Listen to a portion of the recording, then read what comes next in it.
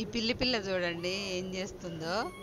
అంతకుముందు పుట్టినవి అవి పెద్ద పిల్లలు రెండు, అవి పెద్దగా అయ్యాయి, పెరుగు కూడా తింటున్నాయి, అన్నం కూడా తింటున్నాయి. కానీ ఈ చిన్న పిల్ల ఈ మధ్యనే పుట్టింది. తల్లికైతే పిల్ల మానమే కదా పిల్లలన్నీ. అదేమో పాలిస్తుంది అలవాటు ప్రకారం. ఇదైతే చిన్న పిల్ల వాటిని నెట్టేసి మరి నా పాలు తాగుతుంది, నెట్టేసి మరి పాలు తాగుతుంది. అంత పెద్ద పిల్లల్ని కూడా తోసేసి మరీ తాగుతుంది చూడండి. ఒకటి అవుట్, రెండోది ఆల్రెడీ అవుట్.